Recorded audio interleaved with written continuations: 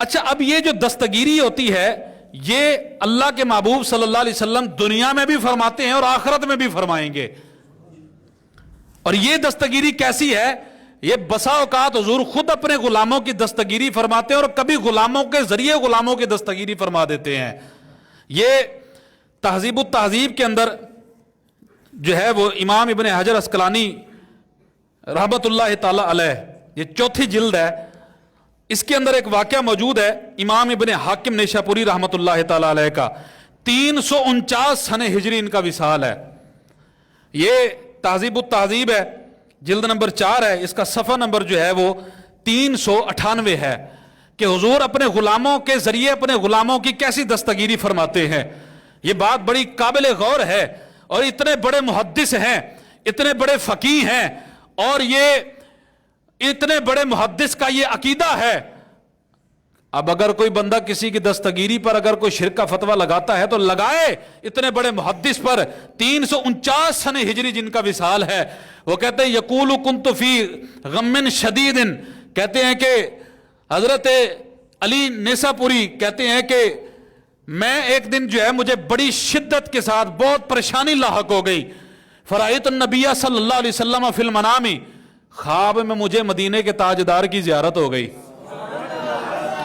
کہتے کأنہ یقول لی، میری پریشانی دیکھی اور حضور نے مصطفیٰ نے مجھ سے فرمایا. یہ حضرت کون کہہ رہے ہیں؟ یہ حضرت حاکم نیشاپوری رحمت اللہ علیہ 349 سنہ ہجری جن کا وصال ہے.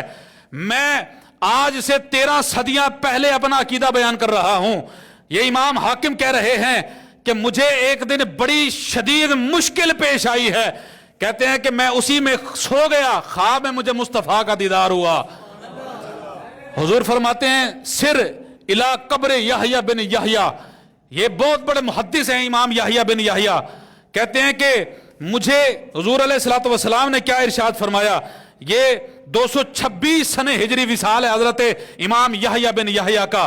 حضور فرماتے ہیں کہ کہتے ہیں حضور نے مجھ سے فرمایا کہ سر الی قبر یحییٰ بن یحییٰ، جاؤ یحییٰ بن یحییٰ کی قبر پر جاؤ، واستغفر، وہاں پر جا کر اللہ سے اپنی بخشش بھی طلب کرو، وَسَلْ تُقْضَ حَاجَتُكَ، اور وہاں پر جا کر اپنی حاجت بھی طلب کرو، اللہ وہاں پر جا کے اللہ سے دعا بھی کرو، اپنی حاجت بھی طلب کرو.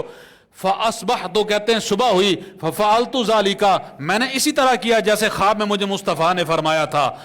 کہتے ہیں فَقُضِيَتْ حَاجَتِي، میں وہاں گیا، وہاں جا کر میں نے وسیلہ بھی پیش کیا، میں نے دعا بھی کی، اللہ نے حضرت یحییٰ بن یحییٰ کی وسیلے سے میری حاجت کو پورا فرما دیا. اللہ نے میری حاجت کو کیا کر دیا؟ پورا فرما دیا. یہ اتنے بڑے امام، یہ اتنے بڑے محدث، یہ 13 صدیاں پہلے گزرے محدث یہ عقیدہ بیان کر رہے ہیں کہ اللہ چاہے تو خود مدد کرتا ہے، اللہ چاہے تو اپنے بندوں کے ذریعے مدد فرما دیتا ہے.